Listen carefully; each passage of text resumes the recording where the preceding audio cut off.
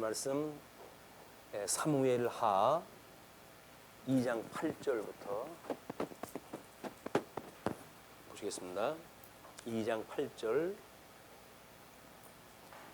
사울의 군사령관 넬의 아들 아브넬이 이미 사울의 아들 이스보셋을 데리고 마하나임으로 건너가 길르앗과 아술과 이스라엘과 에브라임과 베냐민과 온 이스라엘의 왕으로 삼았더라.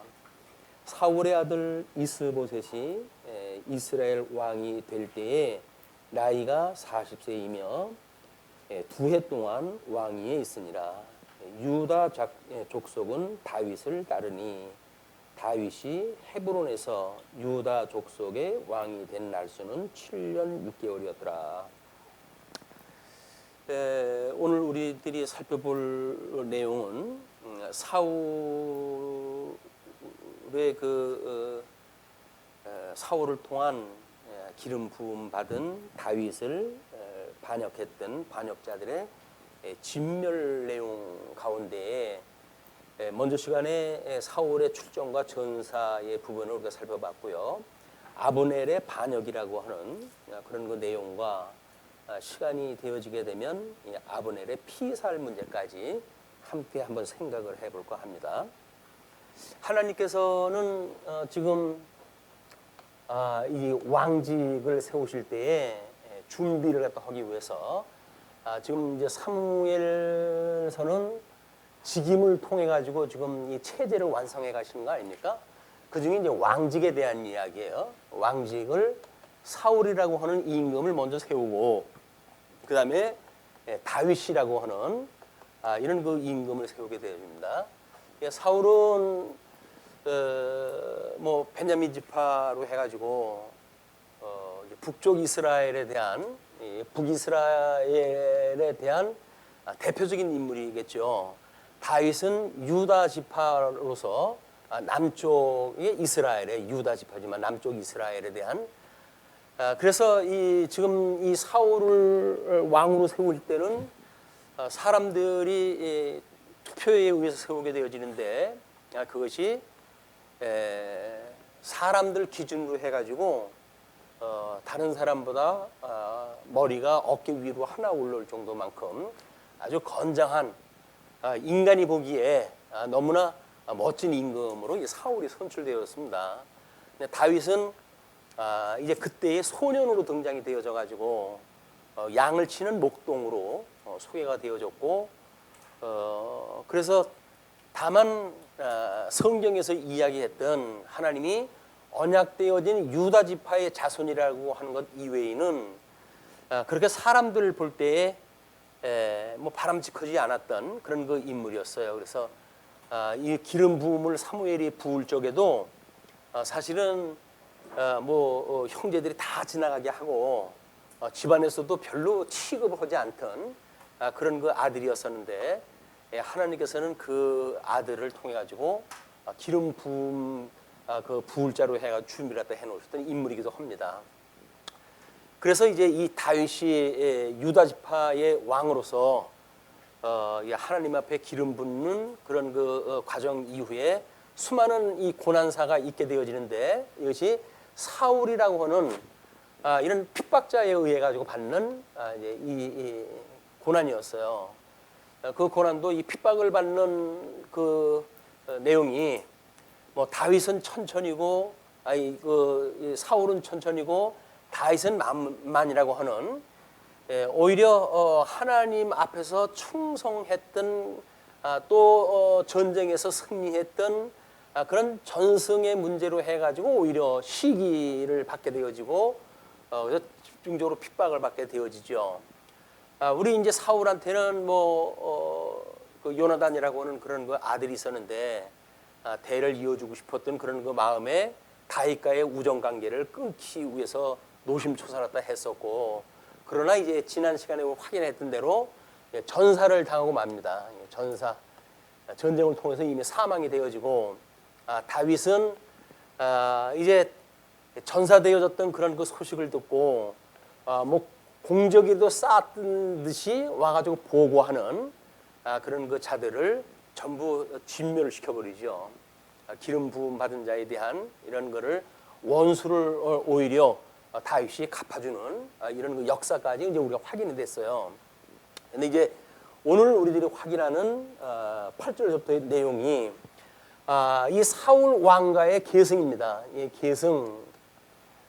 이렇게 지금 인간적으로 성취가 되어서 구약에 언약되어진 유다로부터 왕의 홀이 끊어지지 않겠다고는 약속이 무시되어진 그런 왕가인데도 불구하고 사람들은 이해관계가 걸려져 있잖아요. 이게 소위 이제 기득권이라고 하는 그런 그 세력들입니다.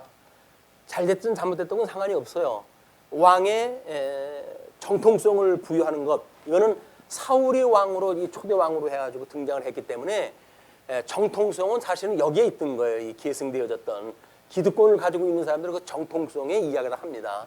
그러나 지금 성경에서 이야기되어지는 성경적 그 하나님의 뜻, 우리가 하나님의 뜻이라고 하는 그 이야기가 성경에 기록되어져 있으니까 이것이 유다 지파로부터 왕의 홀이 끊이지 않는다고 이렇게 되어져 있거든요.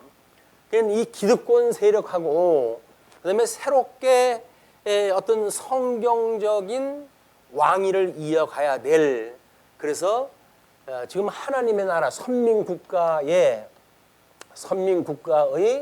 창건을 위한 본격적 이제 작업이 들어가게 되어지는 겁니다. 이것이 기득권하고 이 개혁파 간의 갈등 문제로 이제 등장이 되어지겠죠.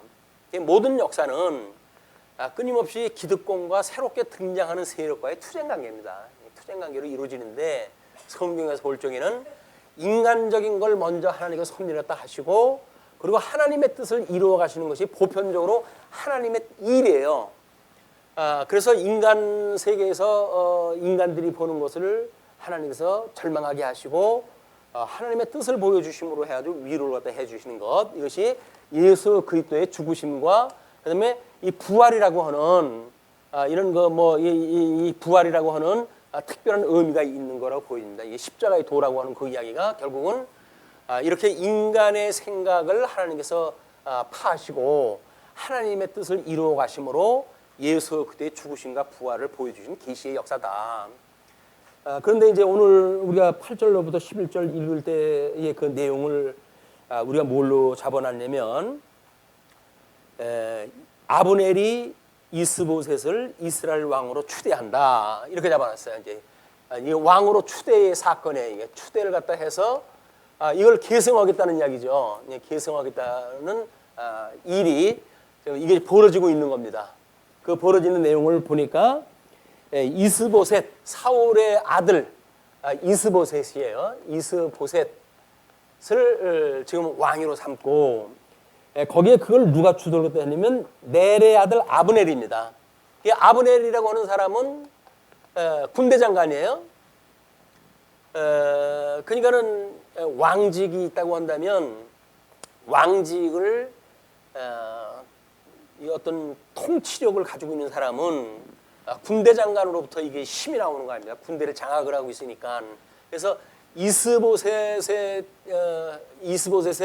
정통성, 이 정통성에다가 자기의 이 군사력, 뭐 이런 그 기득권에 대한 힘, 이 기득 세력을 가지고 새로운 국가를 갖다 만들겠다는 야망을 가지고 있어요. 예, 어떻게 보게 되면 보편적인 인간의 생각들입니다, 다 이게. 그런데 성경에서는 그렇게 하지를 아니하고 이제 이 다윗을 세워가시는 내용이 3장 넘어가가지고 이제 우리 그 내용을 보게 되면 아브넬이 피살을 당하고 그다음에 4장에서 이스보셋이 암살을 당하고 그리고 이제 이 다윗과의 어떤 이 부흥이 소개가 되어지고 그다음에 이 사울과에 대한 패망, 이것이 소개가 되어져요. 이제 궁극적으로 이걸 이루기 위한 과정 섭리가 지금 2장 3장에서 소개가 되어지는 겁니다. 그래서 그 군사령관 넬의 아들 아브넬이 이미 사울의 아들 이스보셋을 데리고 마하나임으로 건너가 길르앗과 아솔과 이스라엘과 에브라임과 베냐민과 온 이스라엘의 왕으로 삼았더라. 그냥 북이스라엘입니다. 이 북이스라엘. 얘는 이 새로운 왕도 마찬가지로 이미 우리는 통일 왕국이 되어진 뒤에 북이스라엘과 남유다가 갈렸다고 보여지지만 하나님께 준비하셨던 내용을 보게 되면 이미 이 북이스라엘이 하나님께서 12지파, 11지파를 갖다 다 준 거예요, 여기다가. 사울이 그걸 통치를 했다 했고, 다만 이 12지파가 다 이제 12지파의 왕이었지만, 남쪽 유다의 다윗이 기름 부음 받음으로 해가지고, 동족에 의해서 지지를 받아가지고, 이 남유다는 유다지파 하나만 남게 되어진, 이것이 우리 분국에 대한 뿌리입니다. 분국이 어느 날 그냥 만들어진 것이 아니라 이런 역사적 배경에 의해서 자연스럽게 분국이 만들어질 수 있는 거예요.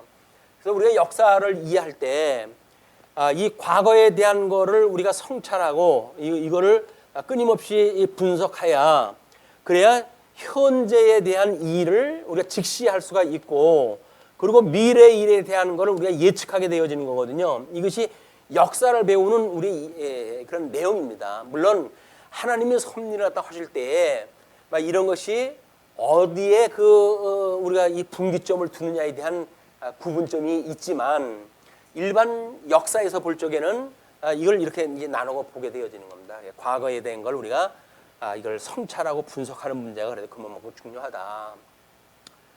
뭐 한국 역사도 마찬가지예요. 현대 이 한국 근대사라든지 현대사도 결국은 근대 100년간 우리 민족이 어떤 삶을 살아왔는가에 대한 그거를 우리가 제대로 읽어내야 지금 일어나는 일들에 대한 걸 우리가 분석을 할 수가 있는 거예요.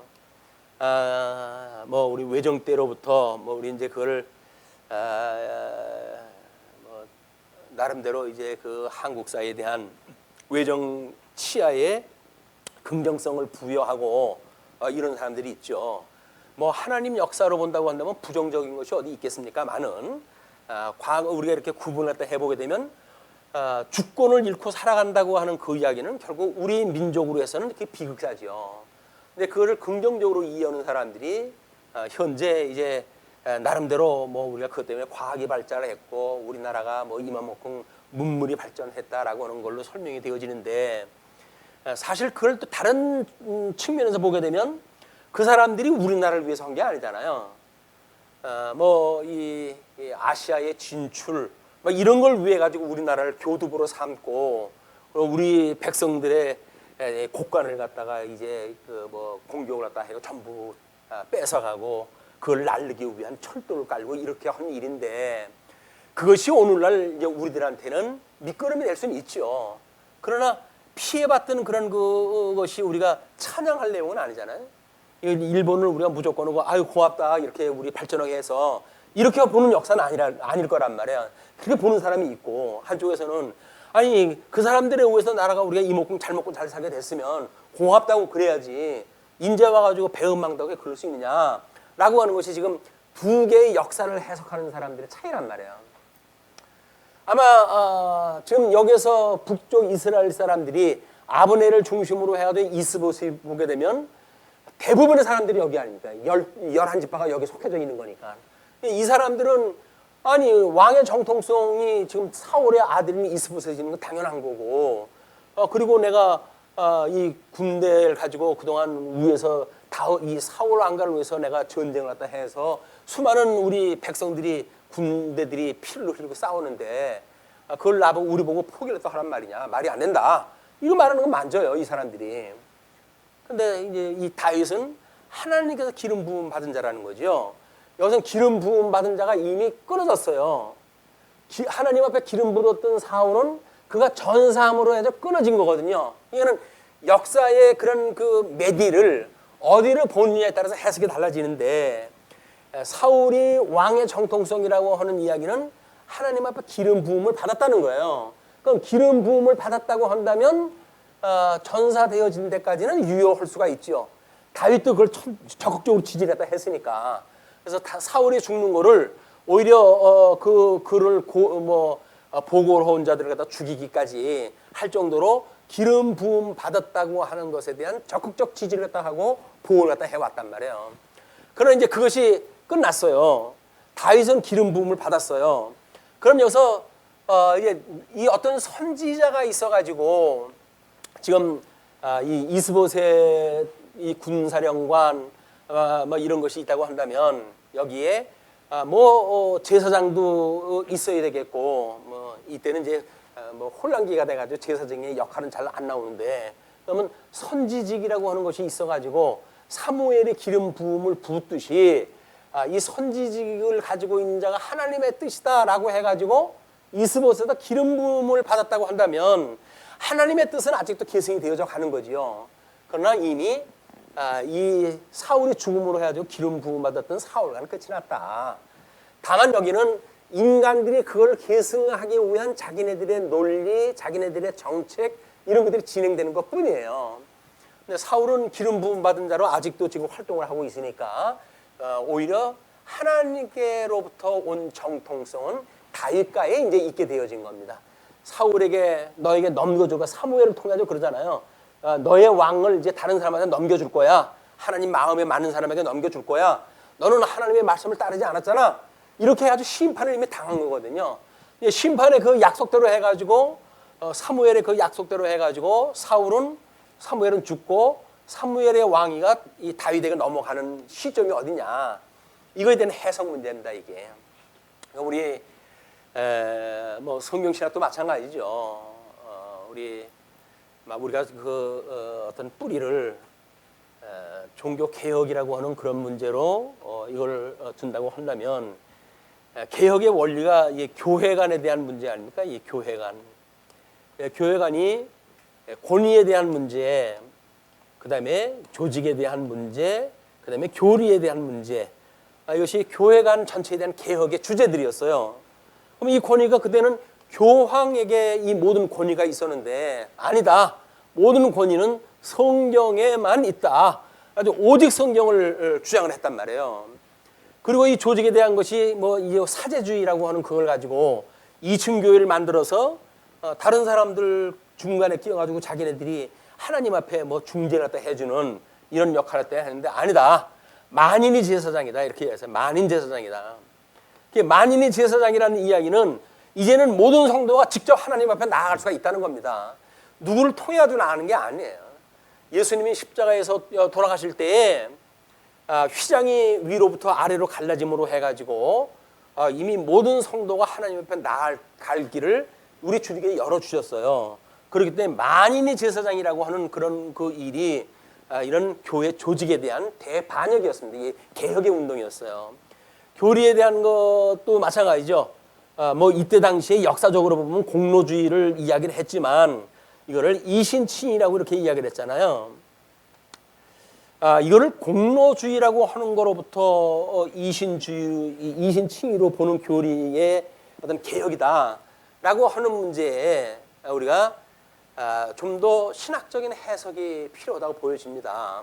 왜냐하면 이 교회라고 하는 것은 성도들의 모임이에요. 성도들의 모임. 그러니까 성도가 누가 성도냐라고 하는 정체성으로부터 교회는 우리가 존재가 인정될 수 있는 겁니다. 그러니까 이신칭의 하나님의 의롭다고 칭해 주시는 은혜로 성도가 되어진 사람들이 모이는 교회. 그런 교회의 모든 성도들이 이런 이신칭의함으로 구원을 받았다고 하는 은혜를 깨닫는 사람들이 교회의 성도가 되어졌다고 한다면 이런 공로라고 하는 그것은 이신칭의를 구별하기 위한 수단이지 이런 본격적으로 우리 정체성에 대한 문제다. 성도의 정체성을 말하기 위해서 이신칭이라는 거예요. 우리들이 어떤 조건이 있어가지고 하나님의 부름을 받은 것이 아니라 그냥 오직 하나님께서 의롭다고 칭해 주셨다고 믿는 믿음, 그 믿음 가지고는 구원받았다. 이게 전부 믿음으로 사는 사람들이란 말이에요.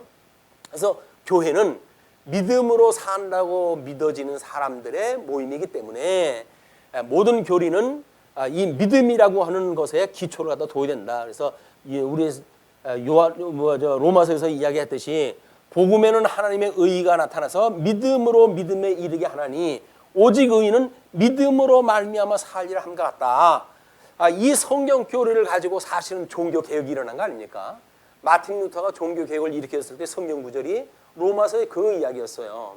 그렇다고 한다면 지금 우리가 주님의 몸된 교회 살아가는 일들이 이 믿음의 하나님께서 주셨던 믿음이라고 하는 이 은혜의 선물을 중심으로 해서 살아가는가, 이것이 여전히 우리 교회에 이것이 계승되어져야 될 문제예요.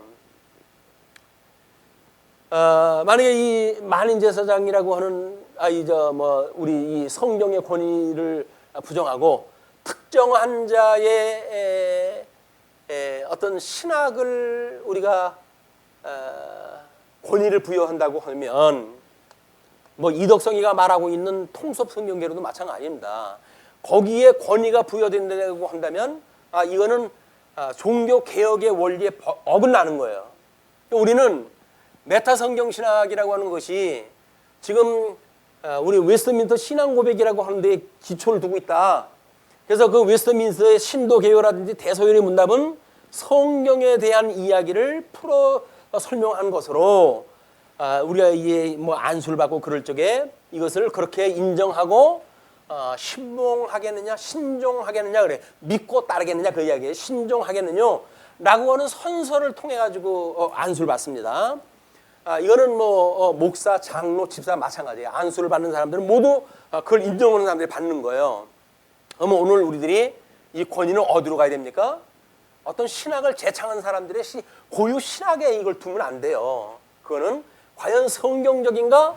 라고 하는 걸 끊임없이 질문을 통해 가지고 우리가 확인을 갖다 해 나가야 되지. 이것이 우리 존경하는 아무개 목사님이 했으니까 그걸 그냥 무조건 믿으면 돼. 라고 하는 문제는 종교 개혁의 원리에 벗어난다. 그리고 이 조직 문제에 있어서도 마찬가지죠.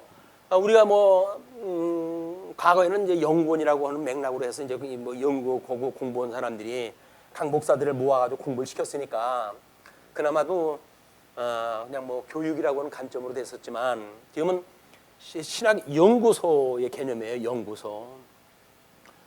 연구소라고 하는 특별한 그 조직을 만들어 가지고 이야기하는 거는 뭐 연구소장, 책임연구위원, 전문연구위원, 연구위원, 연구원라고 하는 피라미드 구조를 가지고 이 정점에 전문적으로 자기의 신학을 제창한 사람이 이걸 차지하기 위해서 그동안 이 하부 조직을 전부 깨트려 버렸던 거예요.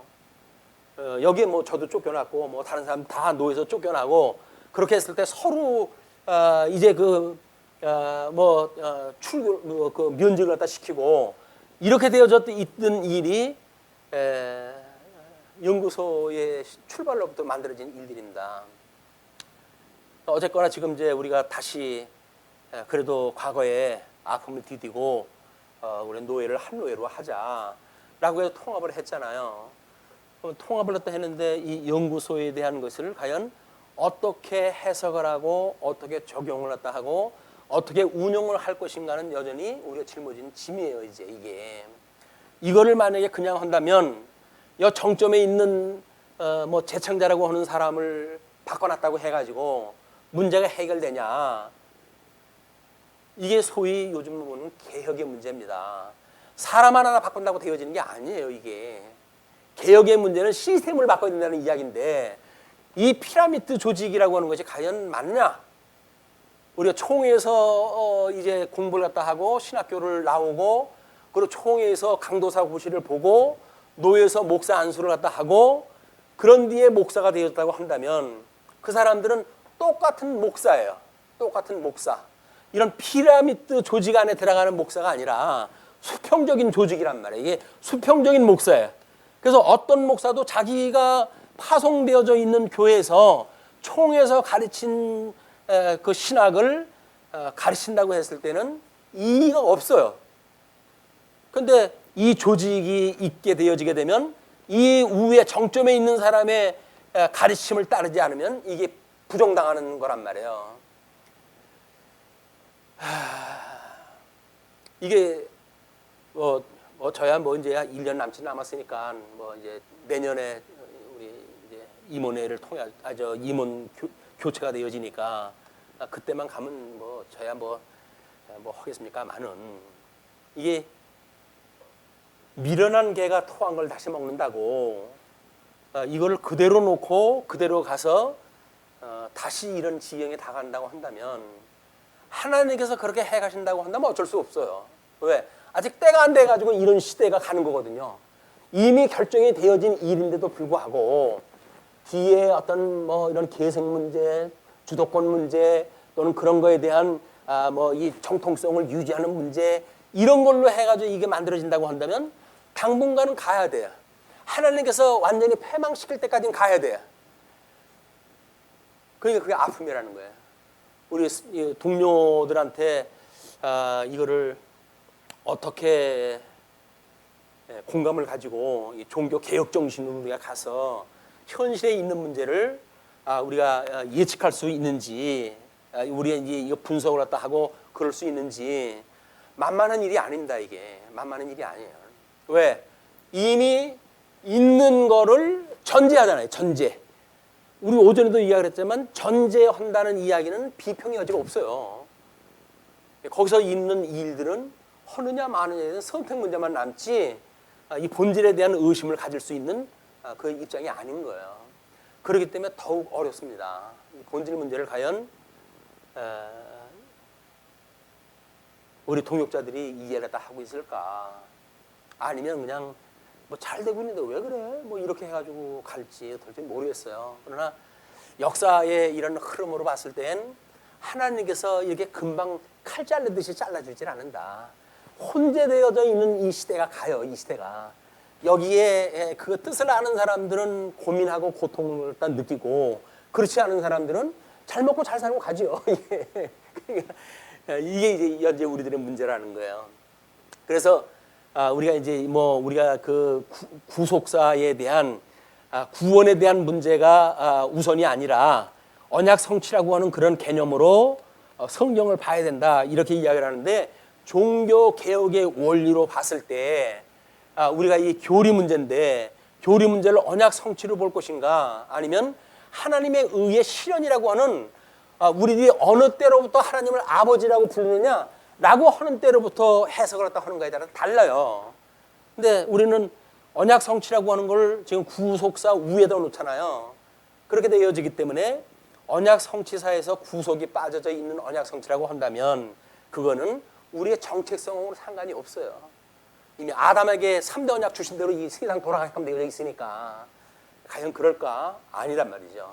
하나님의 의의 실현으로 해가지고 만사가 진행이 되어지기 때문에 이 구속이라고 하는 것은 매우 중요한 문제다.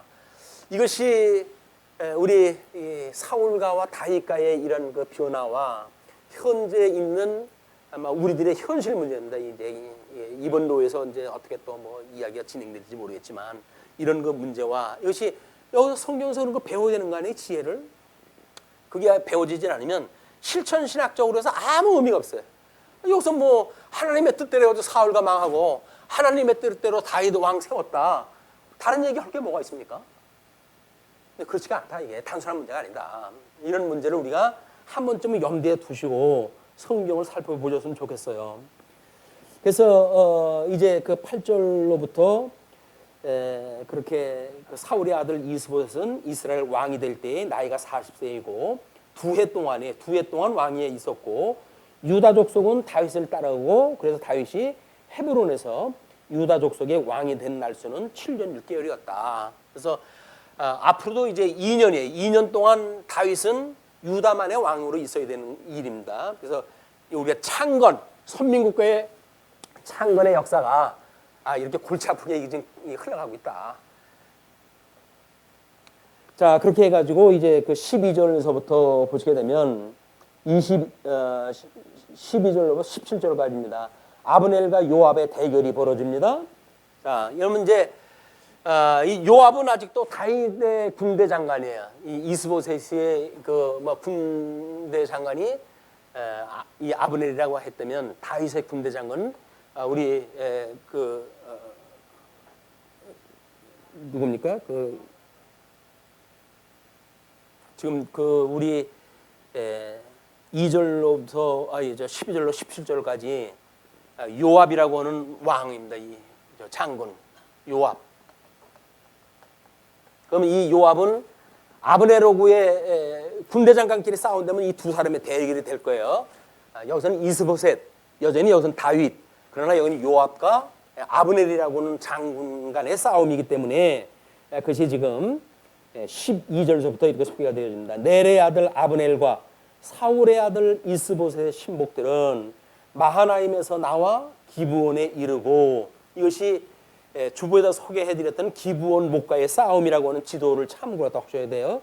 이르고 수르야의 아들 요압과 다윗의 신복들도 나와 기브온 목가에서 그들을 만나 함께 앉으니 이는 못 이쪽이요 그는 못 저쪽이라.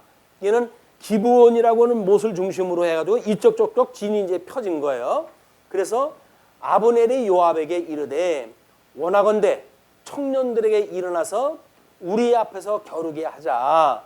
요압이 이르되 일어나게 하자 하매 그들이 일어나 그 수대로 나아가니 베냐민과 사울의 아들 이스보셋의 편에 12명이요 다윗의 신복 중에 12명이라.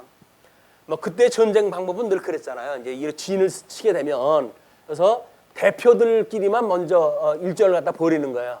나머지 부하들 피 흘리지 말고 우리끼리 싸워가지고 승부를 겨루자. 뭐 이렇게 되어졌고, 여기서 뭐 우리 다윗이 그 전쟁을 때 했을 때처럼 대장 맞짱 붙자 뭐 이렇게 해가지고 하는 경우도 있고, 그걸 이렇게 12명씩 나가서 하자고 하는 경우가 있는데 여기서는 지금 12명이 붙은 거예요. 그러니까 각기 상대방의 머리를 잡고 칼로 상대방의 옆구리를 찌르매 일제히 쓰러진지라. 그러므로 그곳을 헬갓 하수름이라 일컬었으며 기브온에 있더라. 그날의 싸움이 심히 맹렬하더니 아브넬과 이스라엘 사람들이 다윗의 신복들 앞에서 패하니라. 다윗의 그 전장에 참전했던 요압의 전술은 사실 막강했어요. 다윗도 요압을 마음대로 못해. 이게 겁을 먹어가지고 워낙 맹장이고 그러기 때문에. 그런데 아브넬의 이 전력으로 봤을 땐 비교가 안 되는 겁니다. 뭐 같은 12명끼리 또 싸웠으니 뭐 이거 안 되죠. 그래가지고는 12명이 죽고 그다음에 이제 뭐 이쪽에서 밑에 사람들을 덤벼들고 이렇게 했지만 박살이 나가지고 결국은 요압에게 이제 승리가 돌아가게 되어지는데, 그 18절로 23절을 보시게 되면 아브넬이 요압의 동생 아사헬을 죽이게 돼요. 자, 그곳에 수르야의 세 아들 요압과 아비새와 아사헬이 있었는데 아사헬의 발은 들노루같이 빠르더라. 이게 이제 아사헬이 전사당한 원인이 뭐냐면 발이 빠른 거예요. 발이 빨라요. 그래서 발이 빠르다는 이야기는 이렇게 주변을 살피고 뭐 이걸 진퇴를 결정을 갖다 해야 되는데 그냥 목적지가 발견되면 그냥 달려가는 거예요. 그래가지고 이 함정에 빠지게 되어지는데, 아사헬이 아브넬을 쫓아 달려가되 좌우로 치우치지 않고 아브넬의 뒤를 쫓으니 아브넬이 뒤를 돌아보며 이르되 아사헬아 너냐? 대답하되 나로라. 아브넬이 그에게 이르되 너는 왼쪽으로나 오른쪽으로나 가서 청년 하나를 붙잡아 그의 군복을 빼앗으라 하되 아사헬이 그렇게 하기를 원하지 아니하고 그의 뒤를 쫓으매. 지금 아사헬이 했던 이야기는 왼쪽으로 가든지 오른쪽으로 가게 되면 청년들이 있는데, 군대 청년들이 있는데 거기서 옷을 뺏으라는 이야기는 뭐예요? 잠복하고 있다 그 얘기예요. 이미 잠복하고 있으니까 거기서 옷을 뺏어 가지고 네가 오게 되면 너의 그런 그 전승에 대한 문제를 내가 다소 인정을 하겠다 그런 그 이야기지만 말을 안 듣고 그냥 따라가 버려요. 아브넬이 다시 이 아사헬에게 이르되 너는 나 쫓기를 그치라. 내가 너를 쳐서 땅에 엎드려지게 할 까닭이 무엇이냐? 그렇게 하면 내가 어떻게 내 형 요압을 대면하겠느냐 하되 그가 물러가기를 거절하며 아브넬이 창 뒤 끝으로 그의 배를 찌르니 창이 그의 등을 꿰뚫고 나간지라. 곧 그곳에 엎드려져 죽음에 아사헬이 엎드려져 죽은 곳에 이르는 자마다 머물러 섰더라. 우리가 오전에도 그런 그 이야기를 했지만 이런 그 일을 어떤 일 중심으로 보게 되어지게 되면 이거를 흔히 목적 지향적인 삶이라고 이야기도 하는데, 일 중심으로 보게 되면 주변이 보이질 않아요. 목표점만 보여요. 무조건 달려갑니다. 달려가니까 주변에 대한 배려가 있을 수가 없죠. 걸리적거리니까 주변에 그런 일들이. 심지어 전쟁 나가는데 부모가 걸리적거리면 부모도 죽여야 돼요. 자기 처자식도 죽여야 돼요. 왜? 전장에 나가서 신경 쓰게 만드니까. 이게 과거에 전장 중심으로 생각했던 남정네들의 그런 그 상이에요. 그걸 마치 뭐 애국처럼 이야기를 하고 그러는데 무지몽매한 일들입니다. 거기에 과연 자기 가정을 몰살시킬 만한 가치가 있는 건가? 아니면 남아 장군으로서 자기의 그런 어떤 명성을 위한 자기중심적인 일은 아닌지 돌아볼 이유가 있는 거예요. 사람들이 얼마나 자기중심적으로 살아가는지. 특히 남정네들은 더 그러잖아요. 일에 되면 해결사를 갖다 자처하고 나서가지고 싸우고 이러다 보니까 주변에 있는 가족들이 힘들고 이런 그 다반사로 나타나는 일들이 바로 그렇습니다. 뭐 이번에 뭐 이런 여러 가지 청문회를 이야기하면서 아내가 뭐 했니? 아냐, 나 아는 바 없다. 딸이 뭐 이런 거 하느냐? 아니야, 나 아는 바가 없다. 왜? 여기 파묻혀서 사는 사람이에요. 이게 여기 파묻혀가지고 살아가지고 딸이 무슨 일을 갖다 하는지 아무 관심도 없었어. 그리고 나중에 문제가 되어지니까 나는 아는 바가 없다. 아내가 이런 일을 했다는데 당신 아냐? 아는 바가 없다. 그 아버지가 도대체 뭐 했냐? 사실 거기서 그런 질문하는 사람도 다 똑같은 사람들이죠. 가정사에 애정을 가지고 있는 사람들이 정치에 뛰어들 수가 없어요. 자기 입신양면을 위해서 뛰는 사람들이 뭐 그렇게 주변을 갖다 살펴본다고. 독선적으로 가족들 탄압을 갖다 하고 무조건 나를 갖다 따라 이렇게 하는 사람들이 이 일을 갖다 하지. 뭐 가족에 대한 걸 배려를 갖다 하고 같이 자식들하고 놀아주고 이런 사람들이 할 수가 없는 거예요. 근데 참 최선을 다해가지고 그 연구를 갖다 공부를 했죠. 법적인 거 뭐 그 흔한 사시도 안 보고 그걸 연구를 갖다 한 사람이니까 일가견이 있는 사람이에요. 그러나 그의 가정 운영사를 보게 되면 그래 배려하는 힘이 없던 사람이에요. 뭐 말로는 뭐 없는 사람들을 위해서 어떻게 할 것이냐라고는 진보적인 성향을 가지고 일했다고 하지만 있는 사람이 그렇게 한 거는 이 시대에 그것이 인정이 안 되는 거예요. 사람들한테 사치로 여겨져요. 사치. 있는 자가 하는 사치. 없는 사람들이 정말 가족을 뭐 감싸 않고 먹을 걸 못 먹어가면서 일을 갖다 했다고 한다면 박수를 받겠죠. 뭐 쌓아놓은 게 돈밖에 없는 사람인데 부모 재산이 그렇게 많고 그래가지고 엘리트 코스를 밟아가지고 공부하는 사람이기 때문에 아무리 허물이 없다고 한들 사실 배고픈 사람들이 보게 되면 밥맛인 거예요. 이게 청년들한테 인심을 잃는 게 그겁니다. 도대체 민족과 이 질서를 위해서 한다고 하는 사람인데 가족도 하나 돌보지 않은 사람이 무슨 청년들한테 꿈을 주겠다는 얘기냐. 청년들한테 지금 반발을 일으키는 게 그거예요. 우린 좌절이다. 너를 보면 좌절이다. 그렇게 이야기하는 거 아닙니까? 이게 뭐 청년 입장에서 뭐 그런 얘기 나올 수 있죠. 그러나 이런 그 정세 가운데에 이런 일이 있다고 하는 거를 폭넓은 입장에서 살펴보느냐 아니면 내 이해관계 관점에서 보느냐에 따라서 일은 천차만별로 달라져요. 이게. 그래서 이게 양분이 되어진 거예요. 어디야 강화문인가 거기 절반 사초 거기에 절반 국민이 쪼개지고 국론이 분열되어지고 다행히 대통령은 분열이 아니라고 그러니까 민주주의라고 하는 거는 자기 하고 싶은 얘기 하는 거다라고 받아들이니까 참 그분도 대단해요. 우리 같으면 골치 아파가지고 아유 나 못해 먹겠다 그렇게 아유 못해 먹겠네 그럴 거야. 과거에 누구의 노 대통령이 대통령 못해 먹겠다고 그랬잖아요. 얼마나 골치 아프면 못해 먹겠다고 그러겠어요. 그런데 민주주의는 그런다는 거예요. 하고 싶은 얘기 해라. 광장에 나와서 싶은 할 얘기 해라. 왜? 그분은 아마 모르긴 몰라도 역사의 이런 수레바퀴는 나름대로 정절점이 있어서 어느 날 가게 되면 정리가 될 거라고 하는 걸 아는 것 같아요. 왜 우리 과거의 근대사의 그런 걸 보게 됐을 때 지금까지도 왔는데 하나님이 보호하사 우리나라는 망하지 않는다 이런 믿음을 가지고 계신지 모르겠어요. 이제 우리 그분도 신도니까 그런 믿음을 가지고 했으면 얼마나 좋겠어요. 물론 하나님이 해가신 일입니다. 뭐 이쪽에 이야기할 수도 있고 저쪽에 이야기할 수도 다 있겠죠. 그런데 이걸 전체로 읽어내는가에 대한 문제는 이게 각기 다 달라요. 이런 그게 빠져 있는데 작기는 우리 자그마한 노회도 이런 문제 있는 거예요. 이게 똑같은 이거를 전체를 보고 지금 우리의 위치가 어디냐 이걸 잡아내지 않으면 똑같은 우를 범할 수밖에 없는 겁니다. 그걸 이제 내로남불이라고 그러는 거예요. 내가 하면 로맨스고 다른 사람이 하면 불륜이다 이렇게 볼 수밖에 없는 거 아니에요. 똑같은 일을 갖다 하는데 똑같은 일이 아니라고 보는 거예요. 얼마나 어느 범위 안에서 그걸 사건을 갖다 보느냐에 따라서 내가 하면 로맨스고 다른 사람이 하게 되면 이걸 불륜이라고 볼 수밖에 없는 사람들의 구조예요. 이 구조. 여기서 하나님의 절대 주권적인 특별 계시에 의한 계시적 사고가 아니면 이런 걸 우리가 분별해낼 수가 없어요.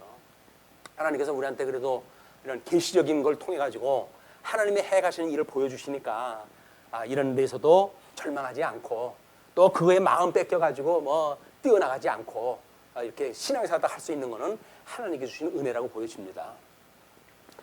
자, 그런데 이제 18절에 이제 그렇게 일이 벌어지고 24절입니다. 24절로 32절 보시게 되면 아브넬의 도주와 전쟁이 중지되어져요. 요압과 아비새가 아브넬 뒤를 쫓아 기브온 거친 땅의 길가 기야 맞은쪽 암마산에 이를 때에 해가 졌고 베냐민 족속은 함께 모여 아브넬을 따라 한 무리를 이루고 작은 산 꼭대기에 섰더라. 아브넬이 요압에게 외쳐 이르되 칼이 영원히 사람을 상하겠느냐? 마침내 참혹한 일이 생길 줄을 알지 못하느냐? 내가 언제 무리에게 그의 형제 쫓기를 그치라 명령하겠느냐? 지금 형제로 봐요. 우리가 비록 지금 이렇게 정적이 되어져 가지고 쫓기는 그런 신세가 됐지만 우리는 언약자손이라는 거죠. 우리 이스라엘의 후손 언약자손이다. 그런 그 이야기예요.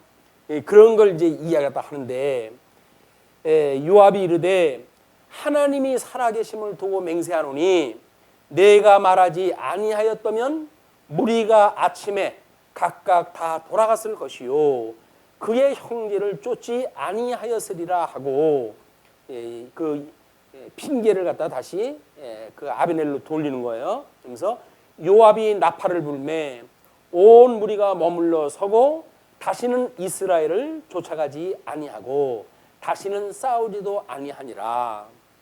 일단 휴전이 되어진 거죠. 그래서 아브넬과 그의 부하들이 밤새도록 걸어서 아라바를 지나 요단을 건너 비드론 땅을 지나 마하나임에 이르니라. 그러니까 결국은 언약 땅을 지나가 버립니다. 요단강을 건너가지고 동쪽으로 피해요. 이제 우리 모압 땅 쪽에로 건너가는 일이 소개가 되어지고 그리고 30절 요압이 아브넬 쫓기를 그치고 돌아와 무리를 다 모으니 다윗의 신복 중에 19명과 아사엘이 없어졌으나 다윗의 신복들이 베냐민과 아브넬에게 속한 자들을 쳐서 360명을 죽였더라. 정과의 정과.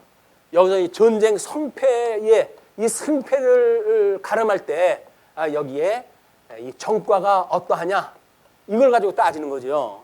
그런데 지금 패했다라고 하는 그 아브넬 쪽에 보게 되면 기백 명이 이제 죽었고 요압 쪽에서는 소수만 죽었기 때문에 일단은 요압이 자기가 승리했다고 하는 명분을 가지고 귀환을 할 수가 있어요. 이제 이게 일 중심으로 봤던 사람들의 정과의 해석입니다. 뭔가 구실이 있어야 돼요. 구실이. 그래서 뭐 일본하고 뭐 이런 그 여러 가지 문제가 있을 때에도 우리가 뭔가 그래도 그 사람들한테 피할 핑계거리를 줘야 되지 않냐, 이걸 끝장으로 이렇게 갈 거냐라고 하는 걸로 이 말이 많지 않습니까? 일본이 일은 그렇게 저질렀지만 지금 경제는 점점 어려워지고 뭐 태풍으로 해가지고 지금 뭐 박살이 나고 뭐 이거 올림픽 준비를 또 한다 그러는데 뭐 이게 뭐 될지 안 될지도 모를 정도로 지금 위기가 몰려 있고 그런데 그래도 이게 인접 국가로서 대한민국이 협조라도 해줄 수 있으면 얼마나 좋겠어요. 근데 막무가내요. 이제 일본이 그 이야기는 자기네들 구실이 필요한 거예요. 백성들을 설득할 구실이 필요한 거예요. 그런데 뭐 전쟁 국가로 해가지고 만들겠다고 그러니까 대동아에 대한 그런 그 미련을 버리지 않는 한 한국 사람들은 그걸 잊지 못합니다. 아픔, 그 외정시대 때에 40년 동안 나라를 잃고 우리가 유리방황했다고 하는 그런 그 일은 쉽게 용서할 수 없는 일이에요. 근데 이 사람들은 그게 다 지나가고 청산된 거 아니냐 이렇게 이야기를 하니까 참 고맙고 답답한 일이죠. 모르겠습니다. 뭐 어디가 아쉬워가지고 손을 내밀어 가지고 잠시 휴전이 이루어지는지는 모르겠지만 명분이 필요하다. 어디고 야전 명분이 있어야 이 싸움이 멈추는 그거예요.